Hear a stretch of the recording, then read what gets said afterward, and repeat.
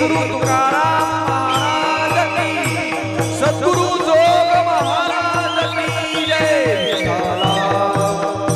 विठाला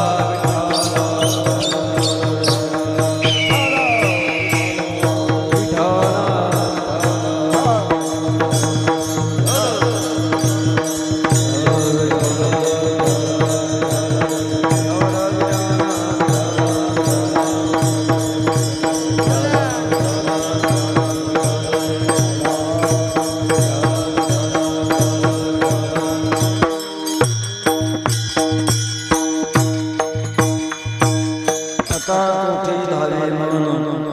तुमचे चरण देखलिया, भाग गेला क्षण गेला अवघा झाला आनंद। प्रेम रसे पैसे मिठी आवडीला ठिकासी, भाग गेला क्षण गेला प्रभु गे खरे मागो, भाग गेला क्षण गेला अवघा झाला आनंद। पांडुरंगा करो व्रत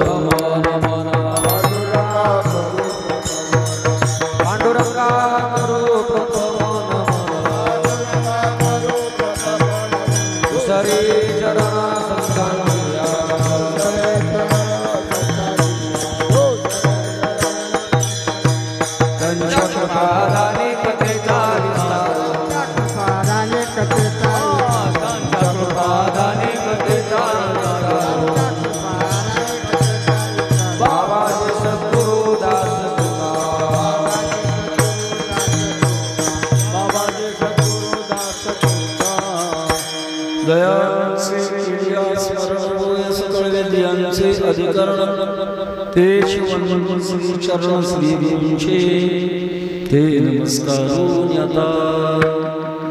काय माझे माने संतांचे रंग चित्तासे प्रिया, माझे वाणी तुझे वर्णी गुणनाम, ऐसे दे प्रेम काही कळा। मस्तक हे पायावरी या वारकरी संतांच्या, समचरण सरोजम सांगणीलांबुधावं, जगननेतवाणीं मण्डनं मण्डनानां, तरुण तुलसीमाला कंधरं कञ्जनेत्रं, सदय धवलहासं विठ्ठलं चिन्तयामि। विठ्ठल विठ्ठल विठ्ठल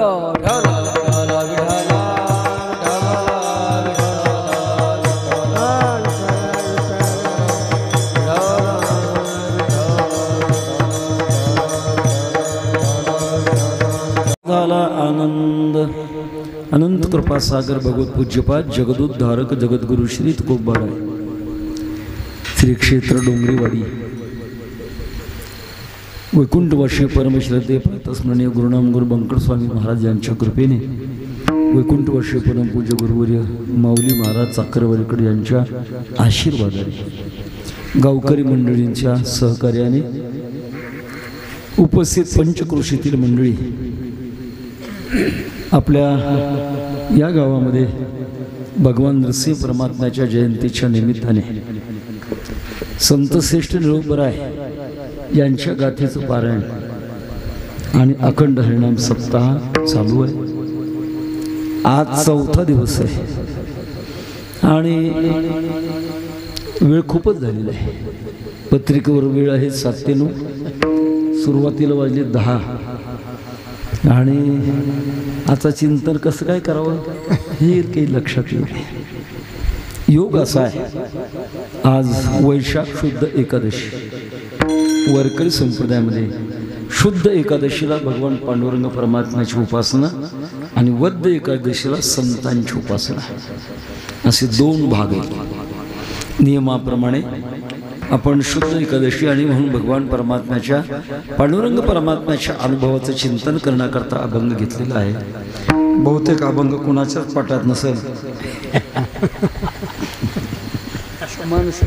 काही अभंग असे पाठ करण्याकरता गाता घ्यावं लागत नाही, भजनी मालिका घ्यावं लागत नाही, इतका प्रसिद्ध अभंग। तसा हा अभंग अत्यंत प्रसिद्ध। थोडा विनोद केला खोडकर तेव्हा या अभंगाला आपण प्रत्येकाने गायलेले आहे आणि इतका महत्त्वाचा आहे। या अभंगात जगद्गुरु तुकोबाराय भगवान पांडुरंग परमात्म्याला आपला भगवंताचा अनुभव सांगतात। या अभंगातला अनुभव आपल्या जीवनात जर आला तर सर्वोच्च अवस्था ज्याला म्हणतात ती प्राप्त होते. त्याच्या पलीकडे कोणतीच अवस्था नाही. त्याला आनंद वाप्ती म्हणतात शास्त्राच्या दृष्टीने. शुभेच्छा सुविचारणा तनुमानसा सत्वापत्ती असंसक्ती पदार्थ भावने तूर्यगा आणि आनंद वाप्ती. आनंदाच्या पलीकडे माणसाला कुठलीच अवस्था नाही आणि तो प्रपंचातला नाही. प्रपंचात तत्कालिक आणि परमार्थात आत्यंतिक. शब्द थोडे अवघड आहे. तत्कालिक म्हणजे तेवढा पुरता होतो त्याचं नाव आहे तत्कालिक, आणि आत्यंतिक म्हणजे कधी संपत नाही त्याचं नाव आहे आत्यंतिक. संसारामध्ये तत्कालिक आनंद असतो. तंबाखू खाणाऱ्या माणसाला तंबाखू खाण्यापासून सुद्धा आनंद होतो का दुःख होतो? आता इथं कोणी खात नसेल म्हणून बोलायला हरकत नाही. हो चंद्रकांत महाराज.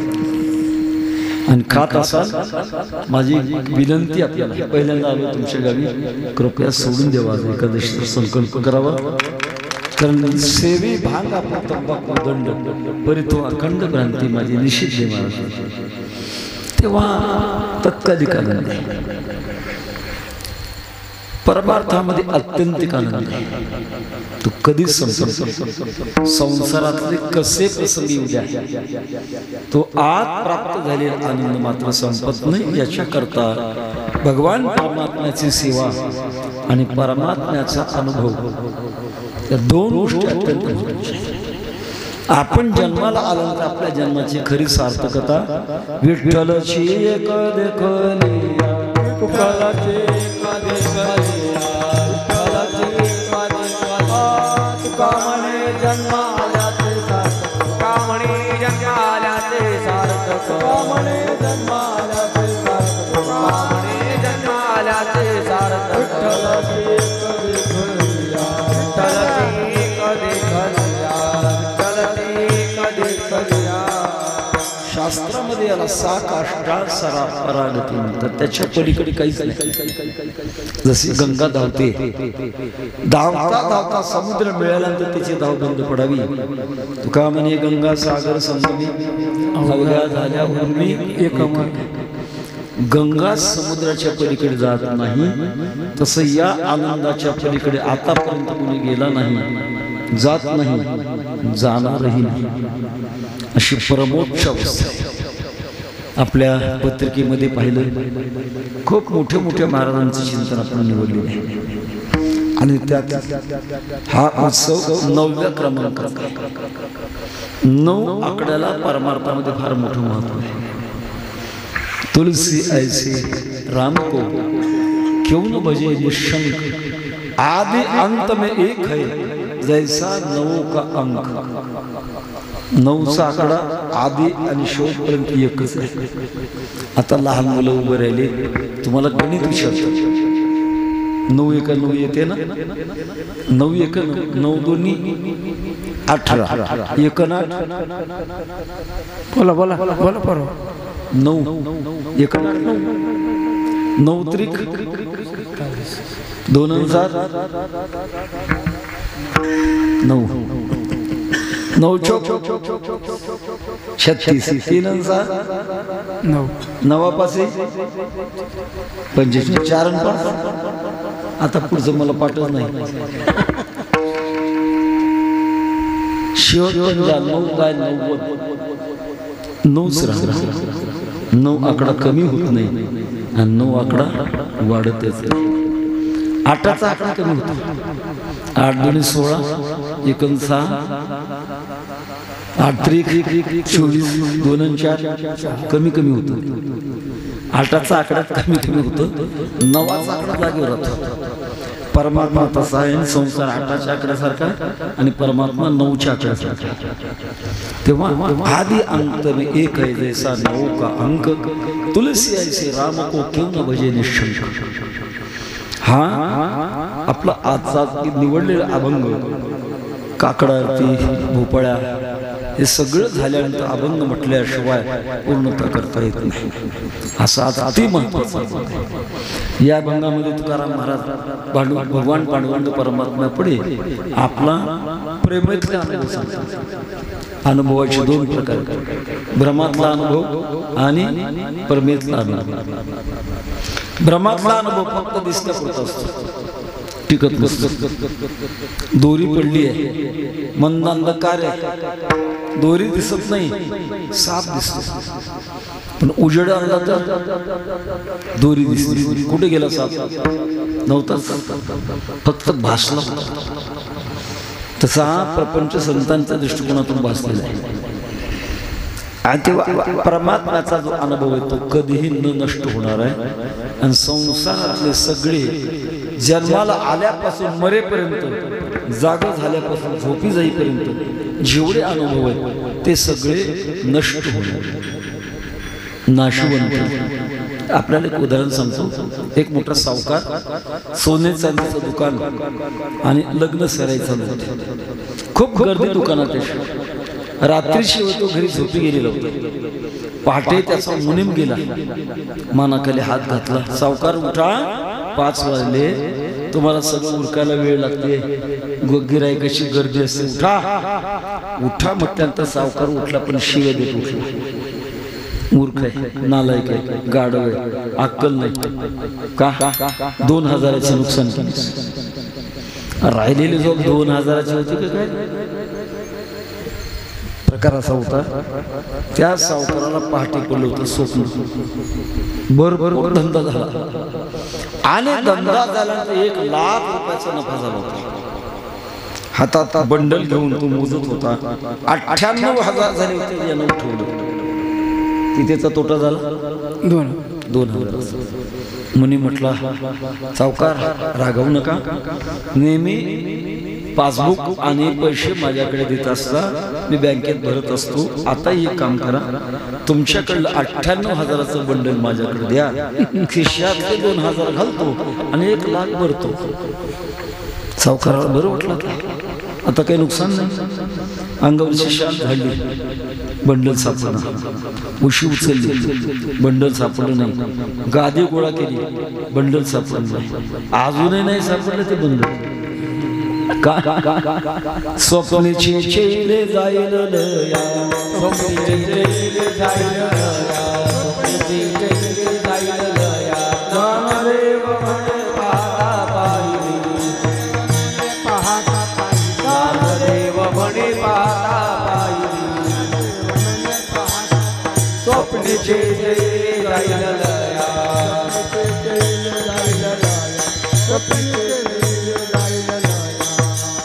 स्वप्नातलं स्वप्नी स्वप्ना महिमा. तसं हे जग म्हणजे स्वप्न आहे, फार मोठं स्वप्न हे. आणि परमात्म्याचा अनुभव हा जागृतीतला खरा अनुभव. त्याच्याकरता भगवान परमात्म्याचा अनुभव येण्याकरता साधना करावी लागते. जसं संसाराकरता सुद्धा साधना आहे, तसं देवाच्या साक्षात्काराकरता साधना करावी लागते. आपल्या वारकरी संप्रदायामध्ये महत्वाची साधना आहे. आले भागाते करीतो तुझे नाम उच्चारितो. आपल्या वाट्याला आलेलं कर्म ते आपल्या पण करायचं, आणि कर्म करत असताना भगवंताचं नामचिंतन करत आहे. त्याचा परिणाम वृत्ती निर्मळ बनते, मळ राहते. आणि मळ न राहिल्यानंतर भगवान परमात्म्याची प्रार्थना करावी लागते. देवा, आम्हाला किती दूर ठेवतो, तुम्ही तुमचं आम्हाला दर्शन द्या, प्रगट व्हा. दावी रूप मद गोपिकार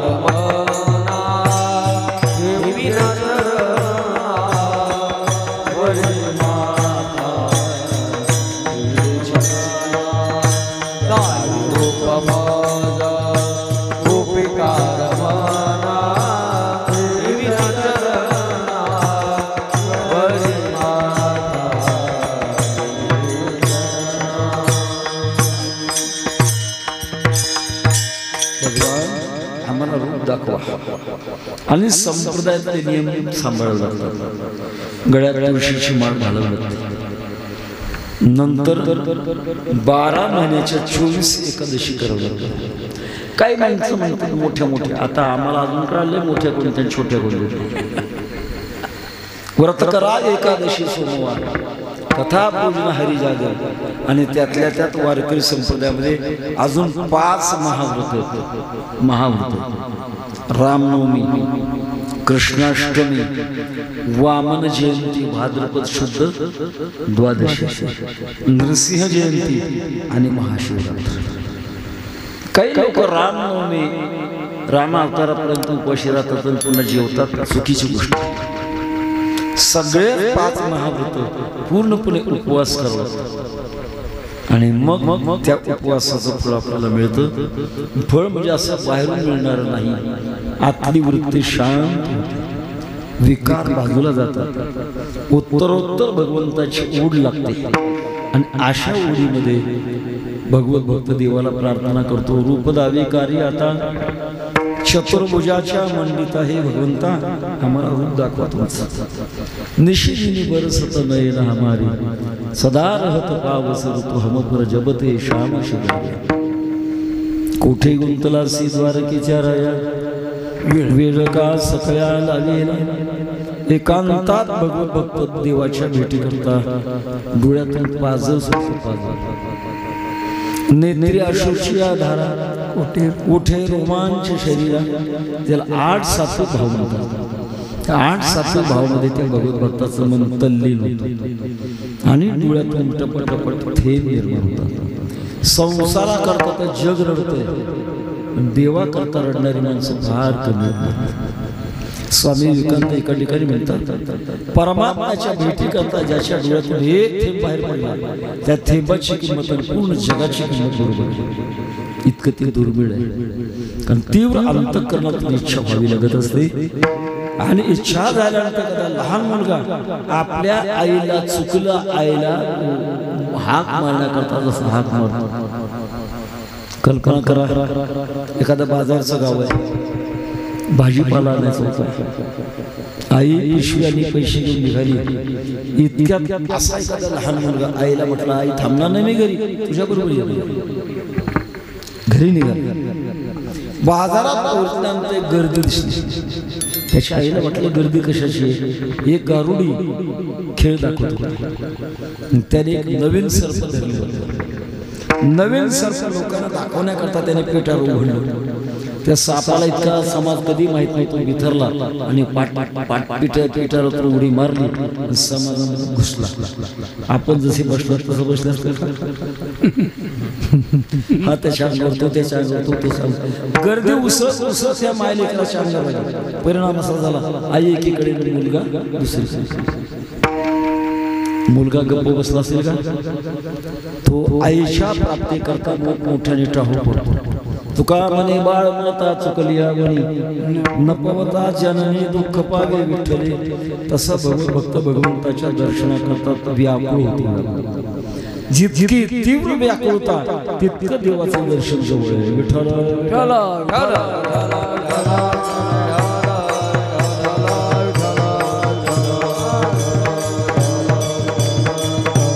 कदाचित त्या चुकलेल्या मुलाला फिरता फिरता एखादं खेळणीचं दुकान लागलं, रडायला लागला होता आणि त्या खेळणीच्या दुकानाकडे बघितलं, थोडं थांबला. त्या दुकानदाराला वाटलं हा खेळणी बघून थांबलाय, एक काम करू त्याला बोलू, बाळ ये, हा रबरी घोडा घे, बैल घे, चिमणी घे. त्या सगळ्या खेळणी मला असं विचारायचंय, त्या लहान मुलाला दिल्या म्हणजे मुलगा शांत होईल का? जोपर्यंत आई भेटत नाही तोपर्यंत सगळ्या खेळणी जरी मिळाल्या तरी मुलगा शांत होत नाही. तसंच या जगातल्या अनेक वस्तू म्हणजे खेळणी आहे. आणि लगे माईक पदार्थ तेथे माझे आर्त ब्रह्मादिक पदे दुःखाची शिराळी, तेथे चित्त धणी जोडू देसी. सगळ्यांना तो डावलतो आणि एकच परमात्मा करता अत्यंत तळमळतो. जेव्हा अति तीव्र तळमळ लागते तेव्हा भगवान परमात्मा प्रगट होतात आणि दर्शन देतात. दर्शन असंच उभारायला परमात्माने पांडुरंग परमात्माने दर्शन दिले आणि विशाल महाराज केवढा त्याग केला तुम्ही. सर्व संसाराकडे दुर्लक्ष केलं, रात्रंदिवस माझ्या भजनात सेवेत राहिला. आता मी तुम्हाला दर्शन दिले, फायदा काय झाला तुम्हाला? आता कोठे धावे मन, आता कोठे धावे मन, आता कोठे धावे मन, आता कोठे धावे मन, तुमचे चरण देखलिया, तुमचे चरण देखलिया, भाग गेला तीन गेला, भाग गेला तीन गेला, तुमचे चरण देखलिया, तुमचे चरण देखलिया,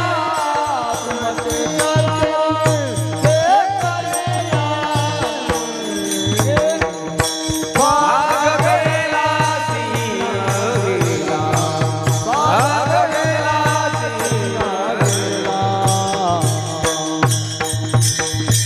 पांडुरंगाच्या प्रश्नाला तू बराय प्रश्न देवा तुम्ही विचारता तुम्हाला काय फायदा झाला. आता मी तुम्हाला विचारतो, आता कुठे धावे मन, तुमचे चरण देखलिया, तुमच्या चरणाला मी पाहिले, आता माझं मन कुठं धावणार आहे. एक महत्वाचा सिद्धांत आहे, मनाची चपळता दुःखाला कारणीभूत आहे, मनाची स्थिरता आनंदाला कारणीभूत आहे. रोज आपल्याला अनुभव आहे, आपण झोपी जातो, झोपी गेल्यानंतर मन चंचल असतं का स्थिर असतं? स्थिर असतं. अज्ञानामध्ये लीन झालेलं असतं आणि अज्ञानामध्ये लीन झाल्यामुळे आनंद असतो. आणि तेच का जागं झालं की झोपेतला आनंद राहत नाही. फक्त झोपेमध्ये दोनच दोष आहेत, झोपी गेलेल्या माणसाला स्वप्न पडतं आणि झोपी गेलेला माणूस पुन्हा उठतो. दोन दोष, हे दोन दोष म्हणतात. साचाची पडते विरा जरी न येता स्वप्न जागरा, तरी ब्रह्मभाव साचवकारा म्हणतात. दोन दोष नसते त्यावेळी त्याला ब्रह्मभाव म्हटलं असतं. सांगण्याचा मुद्दा असा, मन शांत. कशामुळे शांत राहतं? तुमचे चरण देखलिया, एकता होते मनाची आणि भगवंताची. समान धर्मी वस्तूची एकता असते, विषम धर्माची एकता नसते. सिद्धांत जे सारखे आहेत त्यांची एकता. उदाहरणार्थ दगड आणि पाणी यांची एकता किती वर्षांत होऊ शकते? तुकोबारांच्या कल्पवर जर ठेवलं तरी एकता होतं. ती जीवनी पाषाण असता कल्पवरी, पाहता भीतरी ओरडा तो होत नाही. तुमचा प्रश्न विचारतो, तुमच्या गावात पाण्याला किती रुपये लिटर भाव आहे? पाण्याला किती रुपये लिटर पाणी? 1 रुपया. आमच्या गावात 40 रुपये लिटर. पण दुधात मिसळलं, दुधात मिसळलं की पाण्याला भाव आला.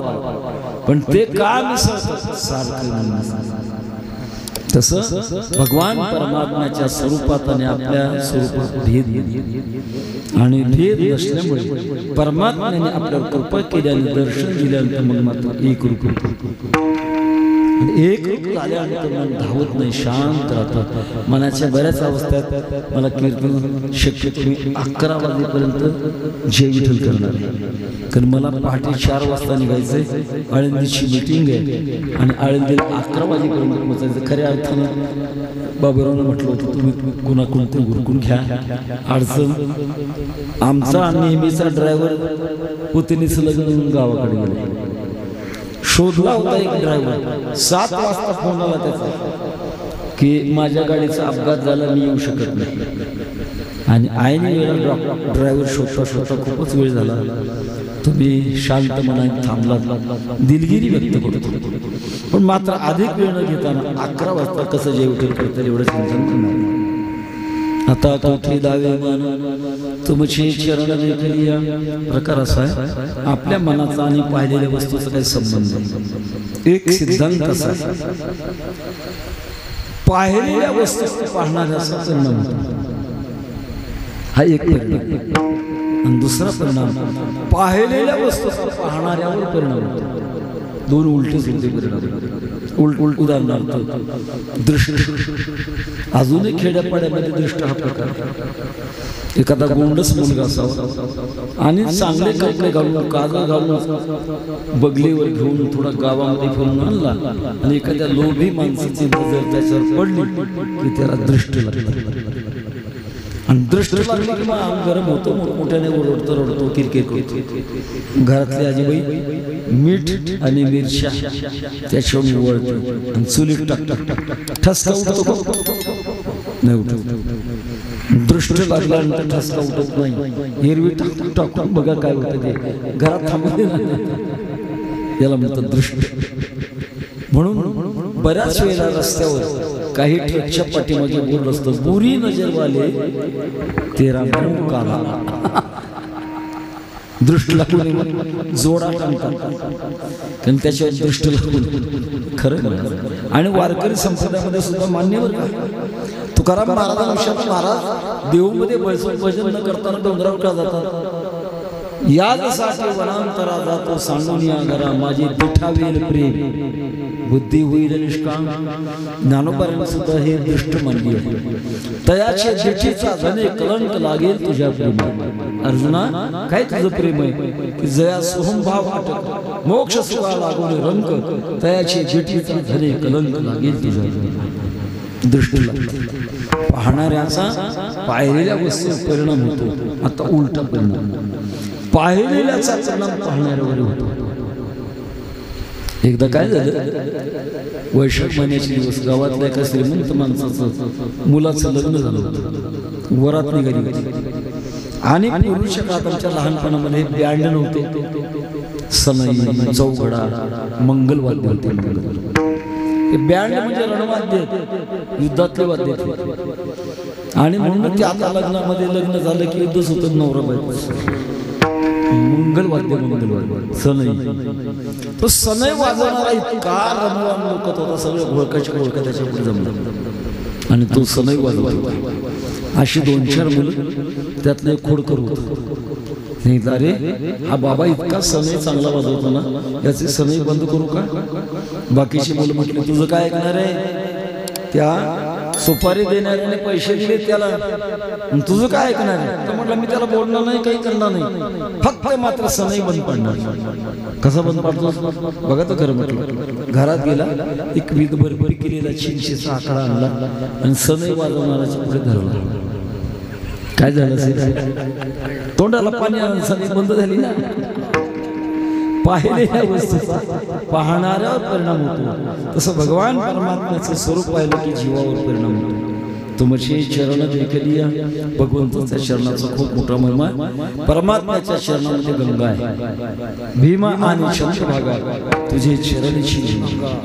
गंगा काय करते, गंगा पापम शशी तापम दैनिक कल्पतो सता. गंगा माणसाच्या जीवनातली दुष्ट अशा प्रकारचे विचार घालवते, पाप घालवते. आता कोणी म्हणेल पाप होतं का, प्रत्येक पावलोपावली पाप होतं. मानवी शरीरात फक्त पाप होतं, बाकीच्या शरीरात होत नाही. एखाद्या वाघानं कुत्र मारून खाल्लं किंवा शेळी मारली तर वाघाला पाप लागत नाही, कारण ती भोगभूमी आहे. आणि माणसानं न कळत त्याच्याकडनं पाप घडू शकतो. उदाहरणार्थ आपण एवढी मंडळी कीर्तन ऐकण्याकरता आला, येत असताना गावातून असा आला, पायात आपल्या चपला असतील, चपला खाली किडे मुंगे काही मरले नसेल का, मरतात. एवढंच बारकावचे महाराज आपल्या 52 वर्णामध्ये 5 वर्ण ओष्ठे. ओष्ठे म्हणजे ओठावर ओठ आदळल्याचे उच्चार होत नाही. उदाहरणार्थ प फ ब ब म ओष्ठे. या भागात येणारे जंतू सुद्धा मरून जातात. मला असं विचारायचंय, आपण शेतकरी आहात, शेती कर्म अहिंसात्मक हिंसात्मक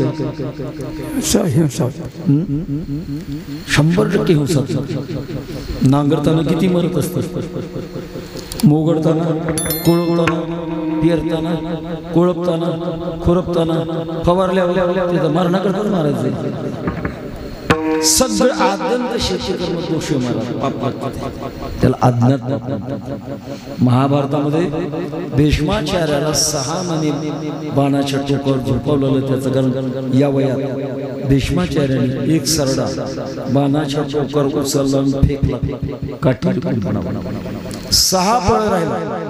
आणि त्याचं व्याज झालं 6 महिने. इतकं भयानक आहे. त्याच्याकरता पाप नष्ट करण्याकरता गंगेचं स्नान करावं. जरी आपल्याला जाता आलं नाही, सकाळी आपण गावात जरी स्नान करतो, गंगेचे यमुनेचे गोदावरी सरस्वती नर्मदे सिंधू कावेरी जलेस्मिन् सन्निधिं कुरु, सगळ्या तीर्थाची नावं घ्यायची आणि गंगाळ्यामध्ये आपण या असं एक तांब्याभर पाणी घ्यायचं, त्याच्यात होतायचं, मग स्नान करायचं. पापोहम पापकर्मणं पापात्मा पापसंभवा त्राहिमां कृपया गंगे सर्व पापहरा भव असं शास्त्र सांगतं. तेव्हा ती गंगा भगवंताच्या चरणामध्ये. दुसरी गोष्ट आहे, परमात्म्याच्या चरणामध्ये अहंकार नष्ट करण्याची ताकद, ज्याच्यामुळे आपण अनेक जन्म फजिती भोगतो ना, ती फजिती आपण अहंकाराने, आणि तो अहंकार लवकर जात नाही. अहंकार घालवण्याकरता आपण जो प्रयत्न करा त्यानेच अहंकार वाढतो. उदाहरणार्थ कीर्तनात भजनात मृदंग वाजवल्यावर अहंकार जावा करावा जावा जायला यांचं नाही सांगत, बाहेरच उगवटतं आमच्यासारखं कोणाला वाजवता येतं. कीर्तनात चाली म्हटल्यानंतर अहंकार जावा करावा जावा, तुमचं इथं कुणाचं सांगत नाही, बाहेरचं उगवटतं आमच्यासारखं गायन कोणाला करतात. कीर्तन केल्यानंतर अभिमान जावा करावा. आमच्यासारख्या वाटतं आमच्यासाठी कीर्तन कोणाला करतात. अरे तुझ्यासारखे 56 आहे, अहंकार धारण करू नये. मोठं व्हावं पण अहंकार रहित व्हावं. विठ्ठल विठ्ठल विठ्ठल.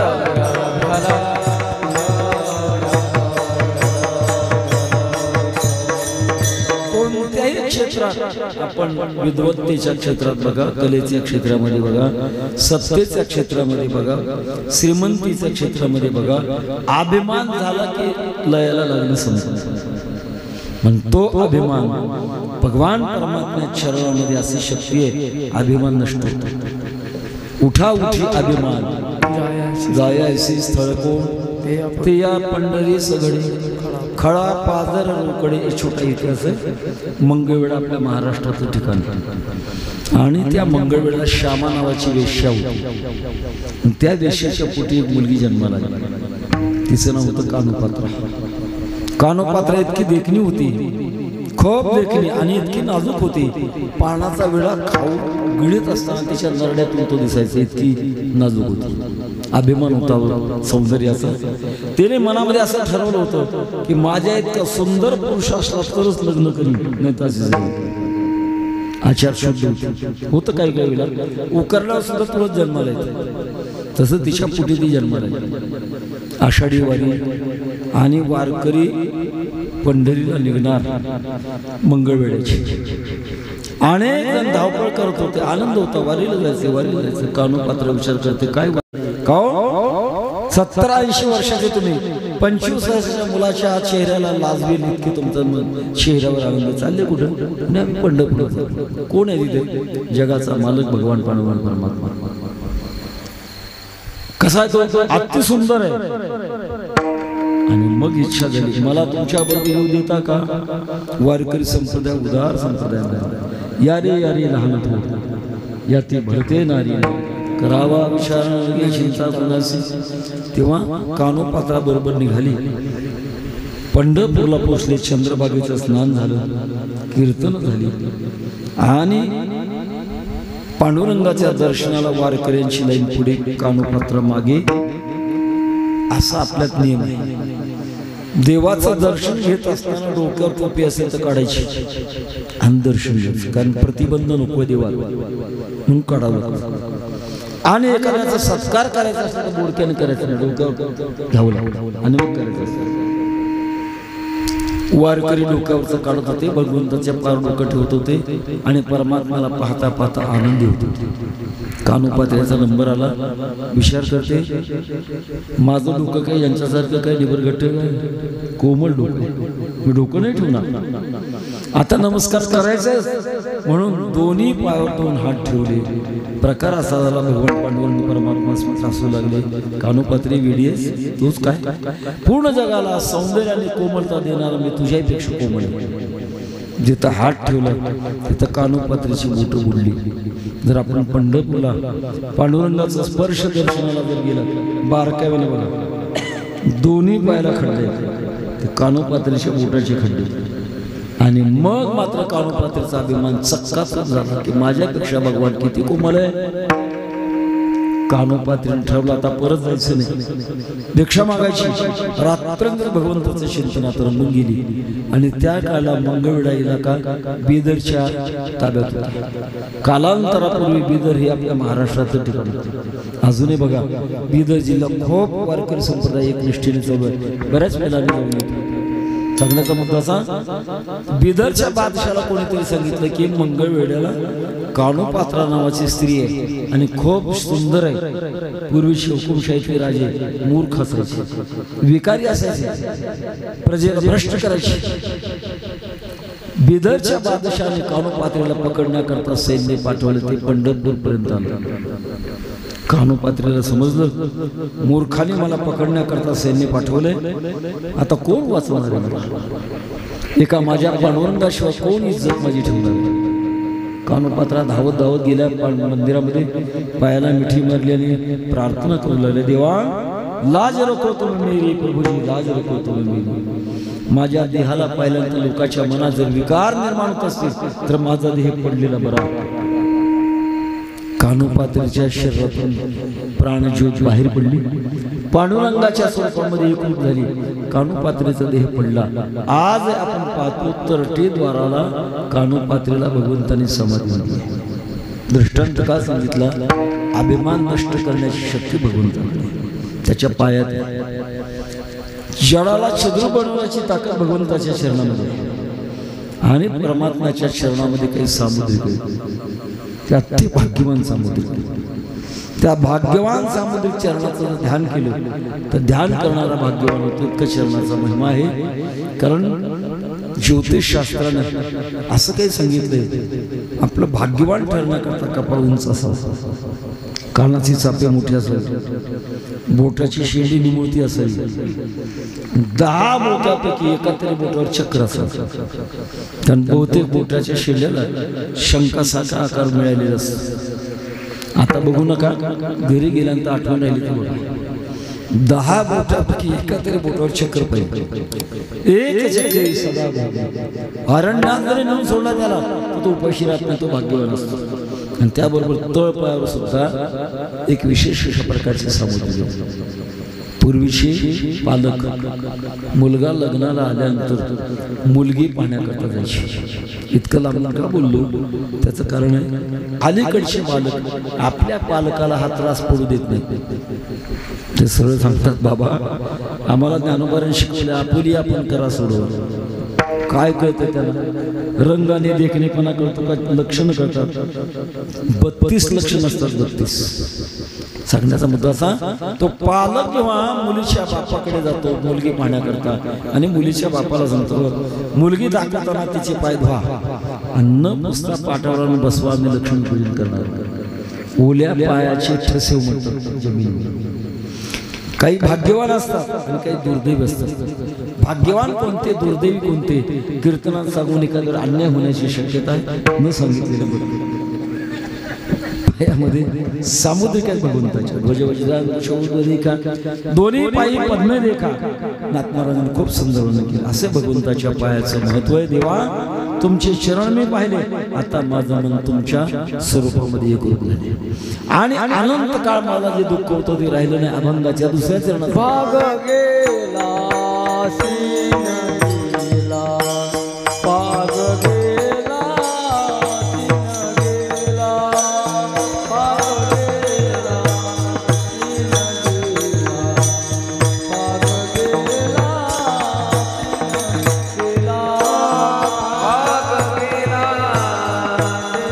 गेला, भाग गेला सीन गेला, भाग गेला सीन गेला, भाग गेला सीन गेला, भाग गेला सीन गेला.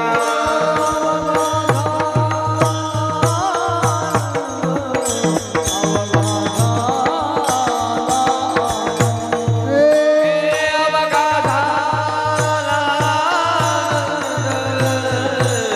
अवघा झाला,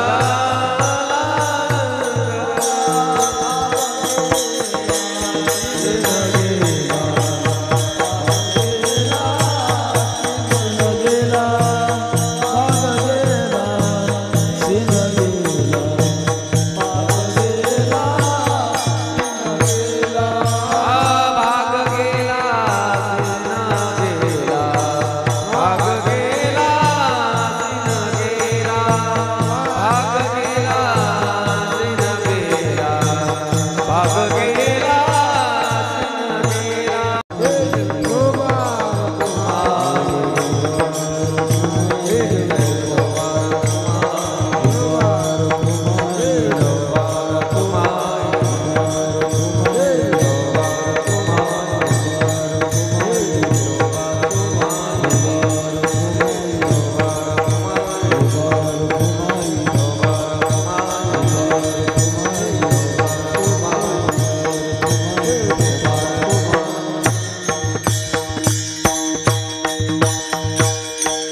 भाग गेला शीन गेला अवघा झाला आनंदात भाग काय शीन काय.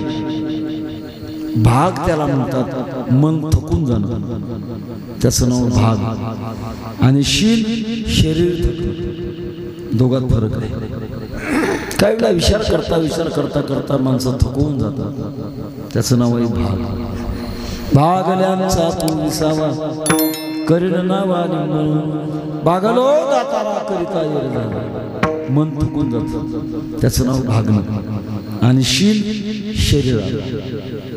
आता उदाहरणार्थ जवळजवळ 1 तास स्वतःला असेल, टाळकरी उभी आहे, उभं राहिलं तर एका जागेवर उभं राहिलं तर थोडं पायाला थकवा कष्ट कष्ट 2 तासानंतर टाळकऱ्यांना बसावंसं वाटतं. का बसावं वाटतं? विसावा असावं वाटतं. एक ठरलं, उभं राहिलेल्या माणसाला विसावा कसा? बसला. आता आपलं बघू, आपलं कसं चाललंय? काही कष्ट मांडी घालून निवांत आपण ऐकतोय. पण ज्याला 2 तास मांडी घालून बसायची सवय नाही, असा माणूस जर आला 1 तास झाला की एक मांडी उचलतो, बरं वाटलं की टेकवतो, पुन्हा दुसरी उचलतो, बरं वाटलं की टेकतो. एवढा नाही, असं बसतो. का? बसून बसून सुद्धा कष्ट होतो. आता बसणाऱ्या माणसाचं कष्ट जाईल कशाने? उभं राहण्याचं, उभं राहण्याचं, बसण्याचं, दोघांचं घरी जाऊन झोपण्याचं. खरंच आहे महाराज, झोपून सुद्धा कष्ट होतं. कशावरून?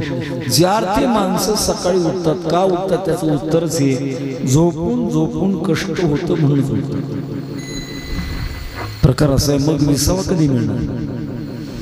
खरा विसावा प्रपंचात कधीच नाही. विसावा जर मिळावाचा असेल, विसावा विठ्ठल सुखाची सावली. एक मोठं उदाहरण आहे महाराज. वृंदावनला भगवान कृष्ण परमात्म्याने वेणू वाजवला आणि गोपी रासलीला करण्याकरता आल्या. कोजागिरी पौर्णिमा होती आणि भगवान परमात्म्याचं सामर्थ्य, त्या रासलीलेचा आनंद गोपी भोगत होत्या. ब्रह्मदेवाच्या 6 महिन्याची एक रात्र केली होती आणि नंतर सूर्यनारायण उगवले. गोपिका म्हणतात आम्ही अर्धाच क्षण देवाचा आनंद भोगला आणि सूर्यनारायण तो उगवला. का? भगवंताच्या स्वरूपाशी विकृत झालं की खरा विसावा. गंगेला विसावा कधी? समुद्राला मिळाला. काही वेळा आता वावटे सुटतात, वावटेचे दिवस आणि पृथ्वीवरचे मातीचे कण ते वावट्यामध्ये गरगर गरगर फिरतात, वर फिरतात. त्या कणाला विसावा कधी? जिथून निघाले तिथं येऊन पडले की मग विसावा. तसंच आहे, आपण कुठून निघालो? परमात्म्याच्या स्वरूपात. आणि जोपर्यंत परमात्म्याच्या स्वरूपामध्ये एकरूप होत नाही तोपर्यंत विसावा नाही. विश्रांती नाही कुठे, रात्रंदिवस तळमळ. आपला विसावा म्हणजे कामाचा बदल, हाच आपला विसावा. एक छोटा दृष्टांत समजून जातो. एका चोराने चोरी केली, चोरी सिद्ध झाली, त्याला न्यायाधीशाने शिक्षा दिली. शिक्षा 2 प्रकारची होती. एक शिक्षा अशी होती, 1 किलोभर मिरच्या नुसत्याच खायची शिक्षा. नाही म्हटलं तर 100 फटके खायचे. त्याने साहेबाचे आभार मानले. साहेब तुम्ही बरं झालं माझ्या मनावर ठेवलं, मी फटके खाणार नाही. फटके खाणं अपमानाचं लक्षण आहे. अजूनही सौदी अरेबिया देशामध्ये चौकात गुन्हेगाराला उभं करतात आणि फटके मारतात. नाही खाणार. मग मिरच्या खातात. गिरीश बुक मध्ये नमूद होईल 1 किलोभर मिरच्या कोणी ठेवलं त्याच्या. त्या काय अलीकडच्या काळातल्या संकरित मिरच्या नव्हत्या. ज्वाला, पंतसिवन, संकेश्वरी, ढोबळी मिरची, जुन्या काळातले आखून लाल भडक लवंग्या मिरच्या खायला सुरुवात केली. किती खाल्ल्या असं वाटत असेल. आपलं गणित काय, नुसत्या मिरच्या, बाकी काही नाही. 10-12 मिरच्या खाल्ल्या तरी तोंडात आग व्हायला लागली, पोटात बडबड व्हायला लागली. त्याच्या लक्षात आलं शेवटची मिरची खाईपर्यंत आपण जिवंत राहू शकत नाही. त्याच्यापेक्षा फटके खाऊन जिवंत तरी राहू. नाही तर आपण मिरची नाही खात, मग फटके खातो. फटके खा. फटके मारणारा हिंद केसरी होता आणि हातात हंटर चांगले जोरात मारतो. 10-12 फटके मारले, पाठ सुटली. साहेब बंद करा. त्याच्या लक्षात आलं 100वा फटका खाईपर्यंत आपण जिवंत राहू शकत नाही. काम फटके बंद करा. मग आता मिरच्या खातो. थोड्या मिरच्या खायच्या आणि थोडे फटके खायचे.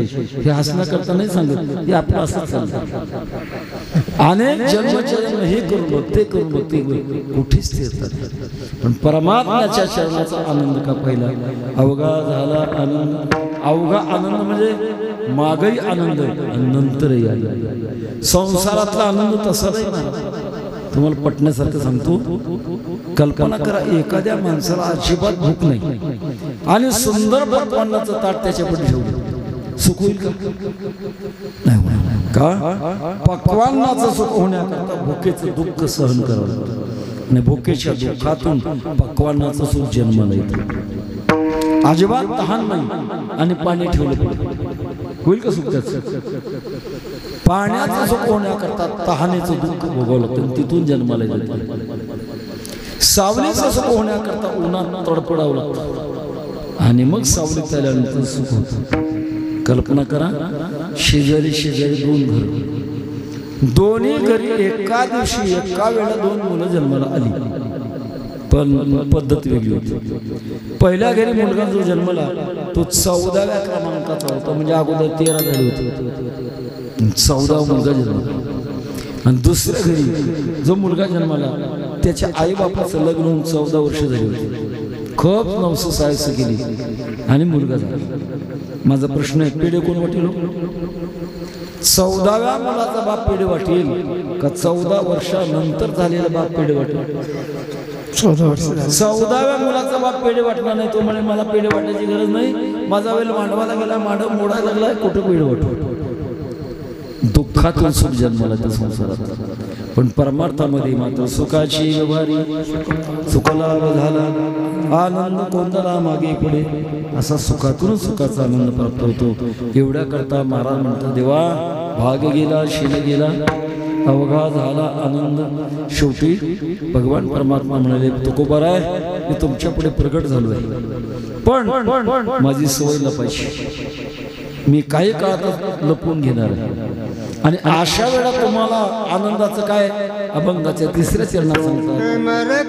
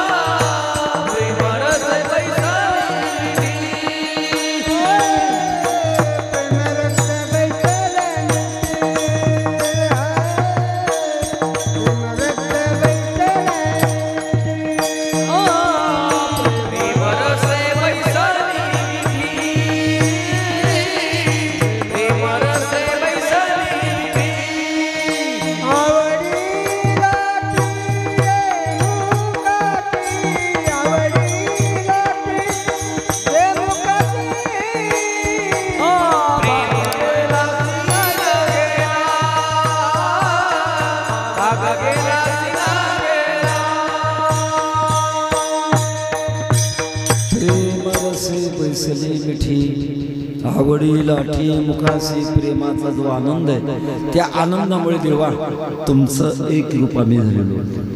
मिठी बसली ही तुटी होत नाही, दिली आता पायी मिठी जगजेठी नसली. प्रेमरस आणि कामरस, कामरसात तुटी आणि प्रेमरसात तुटी नाही, एकत्र.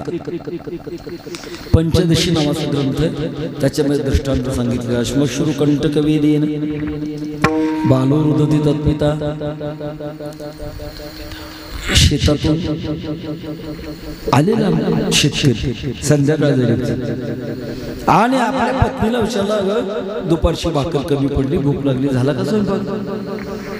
पत्नीने सांगितलं, मालक बाळ लहान आहे, त्याला घेऊन समजून स्वयंपाक करताना स्वयंपाक समजवायचं, पुन्हा रडायचं, पुन्हा कशामुळे उशीर लागला, तुम्ही एक काम करा, याला घेऊन बैठकीत बसा, लवकर स्वयंपाक होतो. त्याने ते लहान मुलाला घेतलं, आपल्या बैठकीत जाऊन बसला.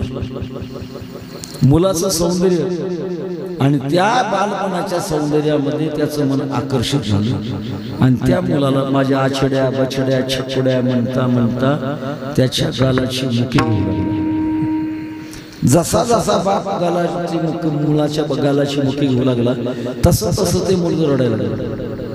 त्याचं कारण असं होतं, मुलाच्या गालावरची त्वचा कोळी कोळी मुलायम आणि त्याच्या बापाच्या गालावरचे केस कोळी कोळी खिळे, गाल लाल मुंद झालेला होता. ते रडत होतं, देवा नारायणा, या यमुनाच्या तावडीतून सोड रे मला तुम्ही प्रार्थना करतो. आईच्या कानावर आवाज गेला, धावत धावत आली, हिसकून घेतला. कळतं का तुम्हाला? गाल लाल मुंद झाला त्याचा. मिठी झाली का तुटी? तुटी झाली. प्रपंचात तुटी असते, परमार्थात मिठी असते, प्रेम असते, बैसरी मिठी. आणि ते प्रेम निर्माण होण्याकरता माझ्या मुखात सतत नामचिंतनाची आवडी लाठी मुखासे भाग गेला शिन गेला अवघा झाला आनंद. महाराजांना विचारलं भगवंताने, कहू काही लोकांनी विचारलं, महाराज तुम्ही पांडुरंगाची उपासना करता, तुम्हाला हा अनुभव येतो, कदाचित दुसऱ्या देवाची उपासना कराल तर? महाराज म्हणतात, आम्ही दुसऱ्या देवाची उपासना करू शकत नाही, पण आमच्या योग्यतेचं परम दैवत जर कोणतं असेल तर भगवान पांडुरंग परमात्मा अभंगाच्या शेवटचे तुका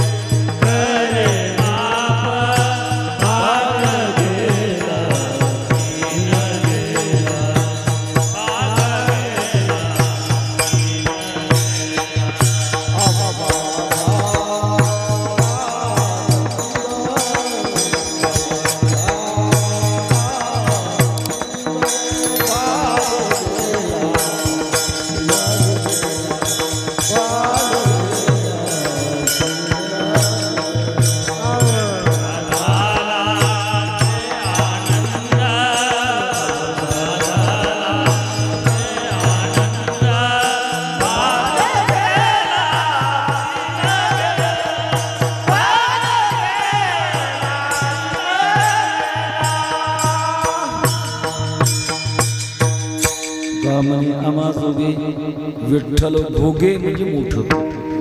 पांडुरंग परमात्मा एक खरं मोठं माप आहे आमच्यासाठी.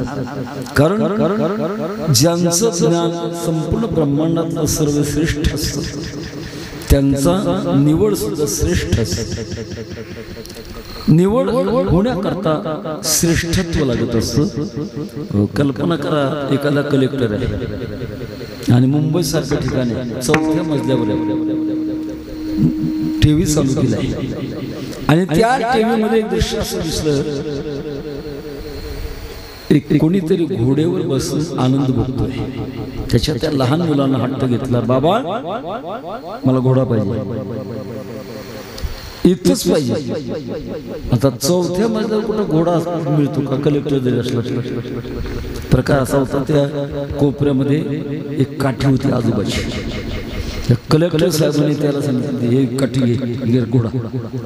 त्याने 2 पायात घालून तिथं आपला चक्र मारायला सुरुवात केली. घोडा घोडा घोडा घोडा घोडा भागला. तोच लहान मुलगा मोठा झाला, लग्नाला आला आणि लग्नाकरता सगळं जवळ आलं, फक्त घोड्यावर बसून मिरवतात ना, तेव्हा भाड्यानं घोडा लावला होता. तो घोडा काही येईस ना, उशीर बोला. एका माणसाने सांगितलं, अहो ते कोपऱ्यात काठी, ते घोड्यावर बसलं, ते आता आणा की, आता बसेल का त्या घोड्यावर. लहान होतं तेव्हा त्या काठीचा घोडा त्याचं समज होती, पण त्याला ज्ञान झालं, आता मोठं झालं तर थोडाच काठीचा घोडा मानतो. तसंच आहे महाराज, अज्ञानामध्ये कुठेही माणूस आनंद भोगतो, पण तो चुकीचा असतो. पण ज्ञान झाल्यानंतर, परमात्म्याची साधना केल्यानंतर, प्रत्यक्षात परमात्मा जेव्हा भेट देतात तेव्हा भगवान परमात्म्याचाच आनंद होतो. हा देवाचाही देव, काय कळकाळाचा देव. तेव्हा असा परमात्मा, पांडुरंग परमात्मा, त्यांच्याबरोबर संवाद उभं आता कोठे धावे मन तुमची शरण ऐकलिया. हा अनुभव तुमच्या आमच्या पुढे का आला याचं कारण आहे, या अनुभवाचे आपण देखील मार्गस्थ व्हावं. या अनुभव येण्याकरता आपण त्यांच्या रस्त्याने जाऊ. मार्ग दावणे गेले आधी दयानिधी संतती, तेडेच पण ते चालू जातात, न पडे गुंथा कोठे काही. असं त्यांचे आपल्यावर उपकार आहेत, फिटू शकत नाही, पण आपल्या साधनेमध्ये त्यांचा आशीर्वाद मिळण्याकरता त्यांचं भजन करण्याची गरज आहे. ज्ञानेश्वर माऊली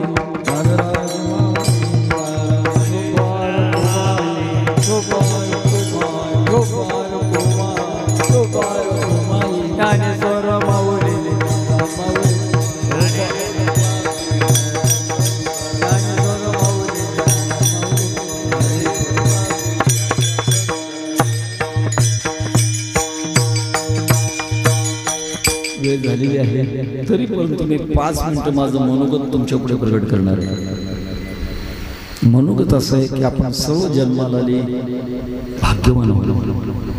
पुरुष असाल, महिला असाल, सर्व भाग्यवान. भरतखंडी नरदेह प्राप्ती हे तो परम भाग्याची संपत्ती. भाग्य असल्याशिवाय या देशात जन्म मिळत नाही.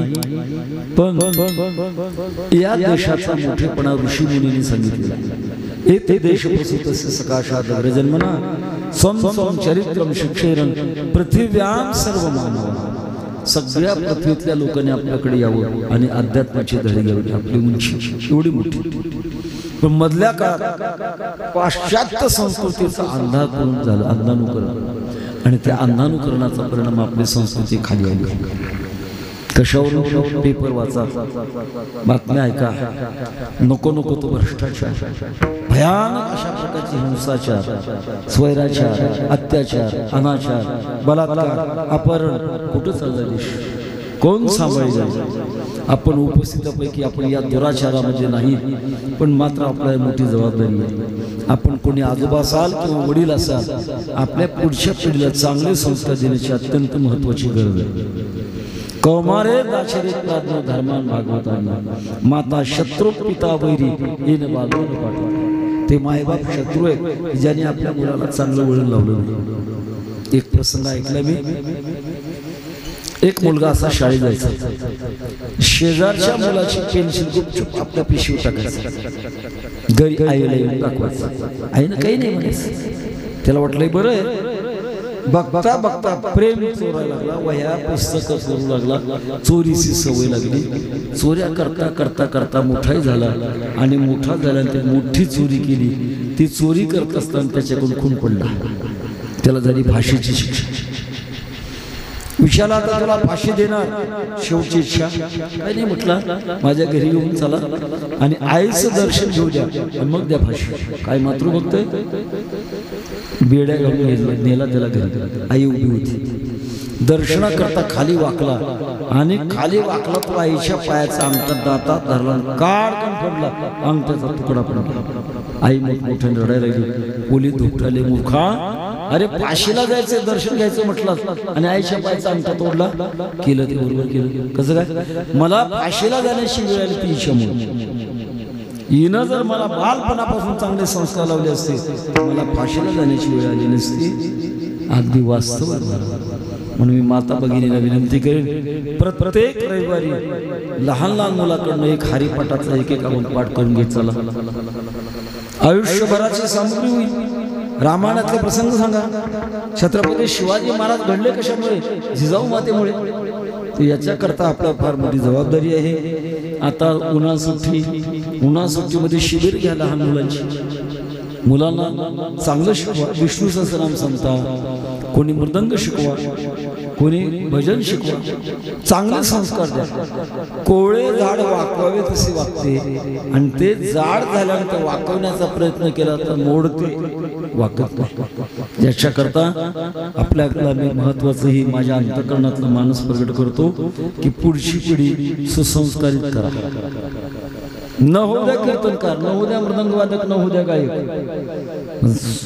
निर्व्यसनी शुद्ध सजाचारी नागरिक व्हावं. आम्ही कळमला, मला तुमचा तालुका पहिलं कळमलाच होतं, पण आता ते वाशीकडे गेले. कळमला 10 शिबिर घेतल्या, अशी 400 मुलं गोळा करायची, 10-12 शिक्षक.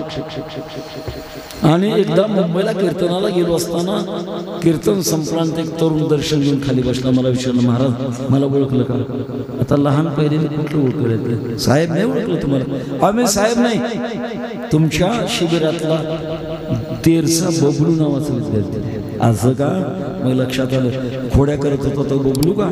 आणि हा मी. काय करता इथं? मी इंजिनियर आहे. बरं, आम्ही तुम्हाला महिनाभर दिले ते तुम्ही टिकवलं का? रोज विष्णू सहस्रनाम 15 वाद्यान हरिपाठ म्हटल्याशिवाय आम्ही जिभेला पाण्याचा थेंब लावत नाही. आणि मुंबई सारख्या ठिकाणी तंबाखू तो सोडा, सुपारीचं वास नाही. म्हटलं कमवलं आम्हाला हा समाज निर्माण करायचा. सध्या वारकरी संप्रदायाला खूप मोठी चांगली वेळ आहे. नागपूरच्या पुढेकडे रामटेक नावाचं ठिकाण आहे, तिथं असंच काहीतरी वेगळं चाललं. आम्ही प्रयत्न केले आणि आळंदीच्या आमच्या जोग महाराज संस्थेची उपशाखा ती स्थापन करणार आहे. त्याच्याकरता जागा बांधकाम याच्याकरता एका भाविकाने 4 एकर जमीन, जिची किंमत 5 कोटी रुपये आळंदीच्या आमच्या संस्थेच्या नावानं बक्षीस रजिस्टर करून दिली. 10 जानेवारीला मी मध्य प्रदेशमध्ये छिंदवाडा जिल्हा अंबाडी नावाचं गाव, तपोवृत्ती महोत्सव. हाच भाग तिथे मी सांगितल्यानंतर एक महाराज उठले, सांगितलं आम्ही मध्य प्रदेशमध्ये आळंदीच्या संस्थेची उपशाखा स्थापन करू. त्याच्याकरता मी 11 कोटी रुपये जाहीर करू. धुळे जिल्ह्यात 1 महिना झाला एकाने आग्रह झाला, मी 2 एकर जमीन. तुम्ही म्हणाल जमिनी गोळा करायचा आणि पैसे गोळा करायचा की? तो पैसा किंवा त्याची शक्ती आम्ही आळंदीच्या संस्थेकरता एक नया पैसा वापरणार नाही. भगवंताच्या कृपेने खूप चांगलं चालू आहे. आळंदीला 500 विद्यार्थी तत्वज्ञानाचं शिक्षण घेत आहेत. पंढरपूरला 150. त्यांनी शाळेतही जायचं आणि आपल्या तत्वज्ञानाचा झेपल एवढा अभ्यास करायचा. अशी दुहेरी अशा प्रकारची आहे. तेव्हा पुढचा समाज निर्माण होण्याकरता आपल्यावर जबाबदारी आहे. आपण सात्विक आहात आणि आपण ही माई शेवटी सांगितलेली माझ्या अंतःकरणातली भावला ती दखल आपण घ्याल अशा प्रकारची आशा मनात धारण करतो. झालेली चिंतन सेवा समर्पण करत असताना तुम्हाला सर्वांना विनंती करतो, इथंच मी सर्वांचं दर्शन घेतो. दर्शनाचा कोणीही प्रयत्न करू नका. मला पहाटे 4 वाजता आळंदीच्या मीटिंग करता निघायचंय. ड्रायव्हर नाही, अडचण सगळी आहे. त्याच्याकरता तुम्ही कोणीही बसलेल्या जागेवर आपण दर्शन झाले असं गृहीत धरा. झालेली चिंतन सेवा तुझे देणे तुझ्या समर्पणी पायी झालो उतरा ये पांडुरंगा. विठ्ठल जय जय विठ्ठल जय जय